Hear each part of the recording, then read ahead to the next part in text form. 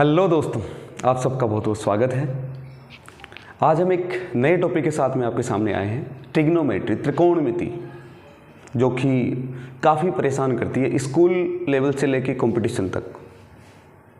किसी भी कंपटीशन का आप एग्जाम दोगे वहाँ पर आपको त्रिकोणमिति जरूर मिलेगी। साइन थीटा कोस थीटा कहीं ना कहीं आपको मिलेगा, और वहाँ पर जब आप कैलकुलेशन करते हो तो बड़ा समस्या आती है, क्योंकि वहाँ पर लगते हैं फॉर्मूले। तो चलो इसके थोड़ा सा बेसिक में चलते हैं एक बार हम। आपने देखा होगा कई बार कि जैसे मान लो एक बिल्डिंग है, ये मैंने एक बिल्डिंग बना दी, थोड़ा सा देखिएगा, इमेजिन करिएगा ये एक बिल्डिंग है। यहाँ पर कुछ लोग खड़े हैं, उनको पता है कि जो ये बिल्डिंग है वो उनसे कितनी दूर है, क्योंकि आजकल मैप होता है उसमें सब कुछ पता होता है कि वो कितना दूर है, और वो आराम से बता पा रहे हैं कि इसकी ऊंचाई कितनी है। ये कैसे पॉसिबल है? ये तभी पॉसिबल है जब आप क्या पढ़ते हो, त्रिकोणमिति पढ़ते हो, तभी पॉसिबल है।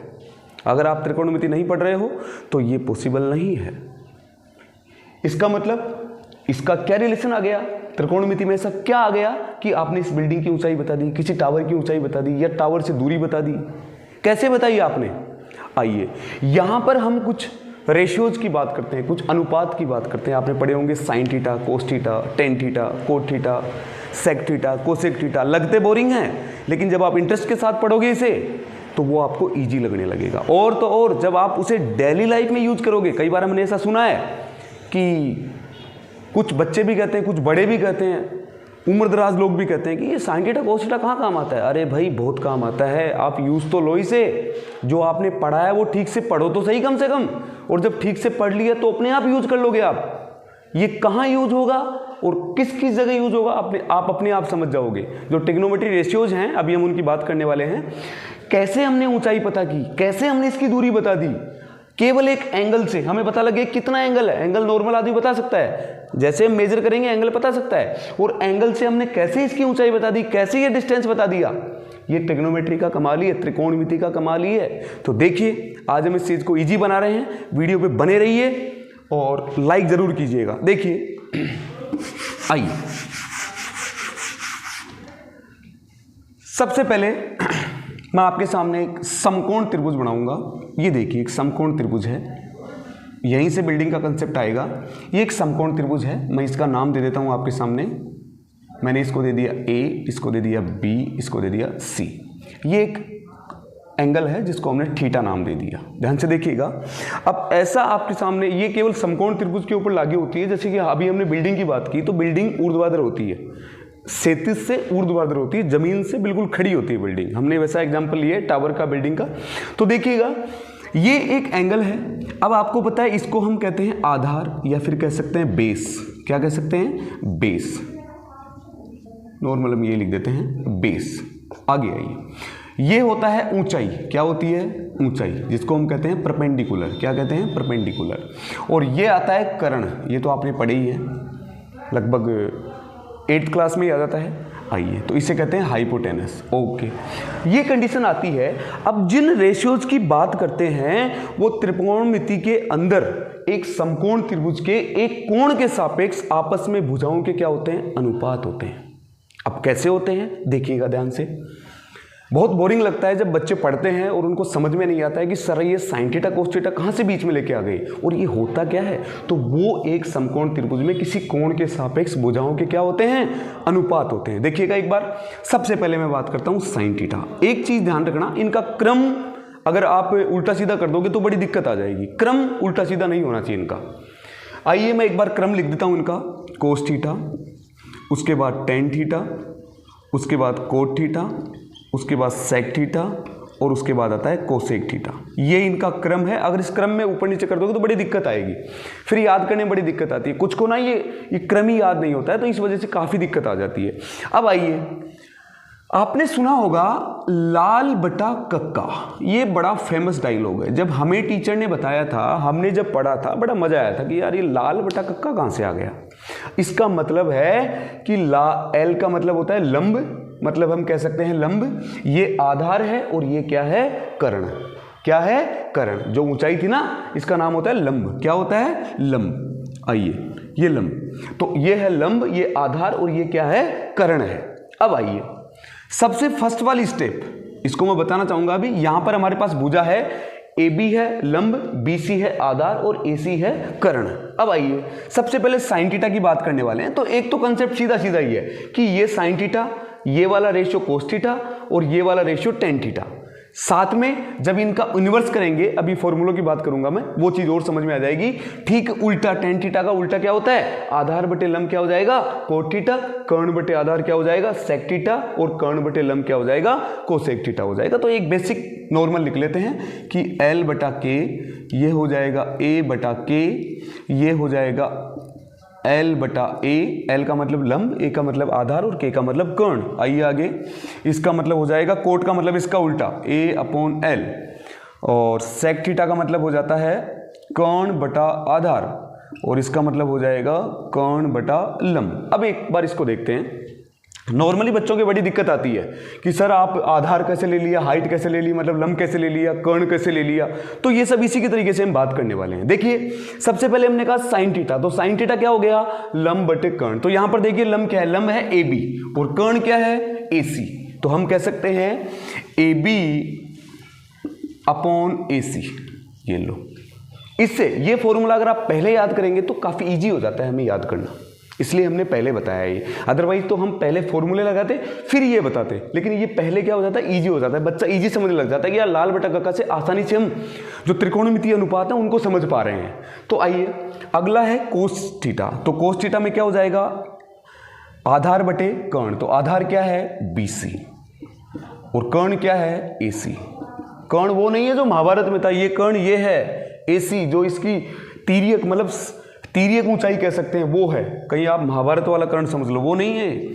आइए टेन थीटा क्या है, लंब बटे आधार। तो लंब क्या था AB और आधार क्या था BC। बस अब ये तीनों तो इनके उल्टे ही होते हैं, इनवर्स ही होते हैं। तो आइए सबसे पहले इसकी बात कर रहे हैं, फिर कोट थीटा की। तो कोट किसका उल्टा होता है, टेन का। तो ये आ जाएगा BC अपॉन AB, यही है आधार बटे लंब। उसके बाद सेक थीटा की बात कर रहे हैं तो कोस को उल्टा कर दो, तो AC अपॉन BC। आइए उसके बाद हम कोसेक थीटा की बात कर रहे हैं तो साइन को उल्टा कर दो, तो ये आ जाएगा AC अपॉन AB। ये लो, ये आपके त्रिकोणमिति अनुपात हैं जो कि हर बार आपको परेशान करते हैं। आराम से वीडियो को देखिएगा, एक बार ये समझ में आ गए, और ये ट्रिक पहले लो आप, ये ट्रिक बाद में लेते हो तो काफ़ी समस्या आती है। अब मैं थोड़ा सा इनको आपस में कैसे, किस तरह आपने कैसे सबको मिला दिया देखिएगा, एक बार इस चीज़ को देखिएगा। जो कोसेक थीटा होता है वो होता है 1 अपॉन साइन थीटा। देखो हमने यही तो किया है, साइन थीटा का उल्टा कर दिया। साइन थीटा था लंब बटे कर्ण, हमने इसको कर्ण बटे लंब कर दिया। उसके बाद आइए, उसके बाद हम बात करते हैं सेक थीटा। आइए सेक थीटा, क्योंकि ये तीन तो हम याद कर रहे हैं, तीन तो हमारे पास आ गए लाल बटा कक्का से। अब ये तीन का क्या कंसेप्ट है, तो तीन का मैंने पहला तो बता दिया कोसेक का। अब सेक की बात कर रहे हैं तो सेक क्या होता है, कोस का उल्टा होता है। ये हमने कोस का उल्टा कर दिया, 1 बटा कोस थीटा। उसके बाद बच गया टेन, तो टेन क्या होता है, कोट थीटा। कोट थीटा होता है 1 बटे tan theta, 1 upon tan theta. लेकिन यहां पर एक कंसेप्ट और होता है, वो टेन का मैं बताना चाहूंगा, साइड में देखिएगा। एक टेन का फॉर्मूला होता है tan theta equals to sine theta upon cos theta, ये एक और फॉर्मूला होता है। और जब इसको कोट में लेंगे तो फिर कोट का ठीक इसका उल्टा हो जाएगा, तो कोट थीटा हो जाएगा cos theta upon sine theta. ये आपके कुछ फॉर्मूले बन गए, इन्हीं से हम सारा काम कर रहे हैं, इन्हीं से हमने इसको जनरेट किया है। और जो इनको उल्टा किया है ना, साइन थीटा, कोस थीटा और टेन थीटा, इस रेशियोज को हमने उल्टा कर लिया जब इन तीनों का वैल्यू फाइंड कर रहे हैं। तो इसलिए हमने उल्टा किया क्योंकि ये हमारे पास रेशियोज होते हैं, इनको याद कर लीजिएगा। अगर ये याद हो गए ना तो आपने देखा होगा उसके बाद एक सारणी भी आती है जो कि 10th क्लास में हम रट के आए थे। रटना नहीं है, अभी बड़ी आसानी से बिना सारणी बनाए केवल साइन का याद करना है। एक साइन की वैल्यू याद करनी है, उस साइन की वैल्यू के साथ में पूरी ट्रिग्नोमेट्री की जो वैल्यू होती है आप अपनी मुट्ठी में कर सकते हैं। देखिएगा कैसे, ये चीज़ आपको समझ में आ गई होगी। अब मैं आगे चल रहा हूँ, देखिए आइए इनको मैं रख लेता हूँ एक बार साइड में। अब कुछ त्रिकोणमितीय अनुपातों के मान, वैल्यू हम कह सकते हैं मान। देखिए कैसे, आपने सारणी देखी होगी, सारणी में ये रेशियोज ऐसे होते हैं, sine theta, cos theta, tan theta, cot theta, and sec theta and cosec theta. ध्यान से देखिएगा। और आपने जब सारणी देखी होगी तो उसमें सबसे पहले आता है 0 डिग्री, ये डिग्री है। उसके बाद आता है 30 डिग्री, उसके बाद आता है 45 डिग्री, उसके बाद आता है, इनको साइड में लिख लेंगे, थोड़ा सा भी रुकिए। उसके बाद आता है 45 डिग्री, उसके बाद आता है 60 डिग्री, उसके बाद आता है 90 डिग्री। 10th क्लास से ही पढ़ रहे हैं। टीचर ने भी ऐसा रटा दिया था कि जब भी एग्जाम में जाओ ना, पहले लास्ट वाले पेज के ऊपर लिख लेना, रटना नहीं है। देखिएगा ध्यान से, जो हमने समझा है ना अभी, उसके अकॉर्डिंग आप तुरंत कर दोगे बिना सारणी किसी टेबल को बनाए। और आज ही नहीं, जिंदगी भर ड्रिल हो जाएगा आपके दिमाग में। कैसे होगा देखिए, ये है, केवल मैं आपको कहूंगा कि साइन का वैल्यू करते ही मैं डिलीट कर दूंगा सबको। देखिएगा कैसे, साइन थीटा का वैल्यू फाइंड करने के लिए आपको कुछ नहीं करना। सबसे पहले यहां पर कुछ नंबर लिखो, 0, 1, 2, 3 और 4, इस क्रम में नंबर लिख लो। उसके बाद क्या करना है, इसमें 4 का डिवाइड कर दो सब में। कर दिया सर। उसके आगे इसका रूट कर दो, ये तो सबको आता ही है, बेसिक चीजें हैं जो कि प्राइमरी क्लासेज में आ जाता है। Very good. इसके आगे कुछ नहीं, सोल्व करो। अरे 0 में किसी भी नंबर का डिवाइड करते हैं तो क्या आता है, कंफ्यूज हो गए क्या, 0 ही आता है। 0 में किसी भी नंबर का डिवाइड करते हैं तो 0 ही आता है, जबकि किसी नंबर में 0 का डिवाइड करते हैं तो वो कोई वैल्यू नहीं आती, वो डिफाइंड नहीं होती है। तो ये आ गया 0। इट मीन्स साइन 0 का क्या वैल्यू हो गया, साइन 0 डिग्री का वैल्यू हो गया 0। आ गया ये। जब इसको सोल्व करते हैं तो 1 का तो रूट बाहर आएगा तो 1 ही आएगा, और जब इसका रूट आ जाएगा 2 तो 1/2 हो जाएगा। आगे आ जाइए, इसको हमने काट दिया तो यहाँ आ गया 2, तो ये आ गया 1/2। लो भाई। उसके बाद √3 बाहर आएगा तो √3 रहेगा, जबकि √4 है तो √4 का क्या जाएगा 2, और ये 4 से 4 हमने काट दिया, और 1 का क्या होता है 1 ही होता है। ये लो, हमारे पास वैल्यू आ गई। बस केवल ये वैल्यू याद करनी है। अब आपको पता है कि जो साइन थीटा है और जो कोस थीटा होते हैं आपस में रिलेटिव होते हैं। कैसे, ये 90 डिग्री हो जाएगा इसका 0 डिग्री, इट मीन्स ये हो जाएगा 1। 90 डिग्री इसका 0 डिग्री हो जाएगा, 60 डिग्री क्या हो जाएगा इसका 30 डिग्री हो जाएगा। ये लो भाई, ये 45 सेम होते हैं दोनों के। ये वाला क्या होता है 30 डिग्री, यही आ जाएगा। ये इसका 60 डिग्री इसका 30 डिग्री बन जाएगा, तो ये 1/2 आ जाएगा, और जो इसका 90 डिग्री है वो इसका 0 डिग्री, मतलब ये हो जाएगा 0। बस यहीं पे टेबल खत्म है। मैंने टेबल को मिटा दिया। बोले सर ये क्या कर रहे हो, देखो कैसे सारे वैल्यू फाइंड कर लेंगे। अभी हमारे पास फॉर्मूले क्या थे, कोसेक थीटा इसका फॉर्मूला था 1/sin थीटा। आइए, सेक थीटा इसका फॉर्मूला क्या था 1/cos थीटा। जस्ट अभी हमने थोड़ी देर पहले ही बात की थी। उसके बाद में हम बात करते हैं टेन थीटा। टेन थीटा होता है sign theta upon cos theta, और एक होता है कोट थीटा।